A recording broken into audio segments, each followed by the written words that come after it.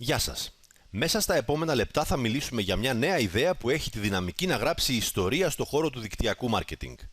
Ποτέ άλλοτε στα 60 χρόνια ύπαρξης του δικτυακού μάρκετινγκ η επιτυχία και η δημιουργία ενεργητικού ή παθητικού εισοδήματος δεν ήταν πραγματικά τόσο προσιτή και τόσο απλή.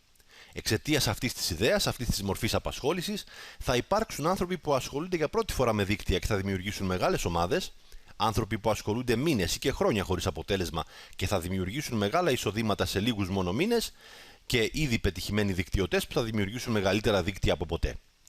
Αυτό για το οποίο θα μιλήσουμε δεν ανταγωνίζεται τις εταιρείες που ήδη υπάρχουν και μπορεί να χτιστεί παράλληλα με ό,τι άλλο κάνουμε. Επίσης, συγκεντρώνει τα 7 στοιχεία της πραγματικά τέλειας MLM εταιρείας. Συμπληρώνοντας τα στοιχεία σας στη δεξιά στήλη της οθόνης που βλέπετε, θα μάθετε ποια είναι αυτά τα 7 στοιχεία και πώς αυτή η νέα ιδέα τα συνδυάζει, με ποιον τρόπο και γιατί αυτό είναι ένα δίκτυο στο οποίο θα πετύχουν περισσότεροι από ποτέ. Και κυρίως θα δείτε βήμα-βήμα πώς θα αποκτήσετε εισόδημα από αυτόν κιόλας το μήνα, ακόμα κι αν δεν είχατε καμιά επιτυχία στο παρελθόν. Ονομάζομαι Κώστας Περάκης, σημαντικό μέρος των εισοδημάτων μου προέρχεται πλέον από το ίντερνετ και ως σήμερα πραγματικά δεν έχω δει τίποτα που να θεωρήσω πως έχει μεγαλύτερη δυναμική. Συμπληρώστε τα στοιχεία σας και τα λέμε μέσα.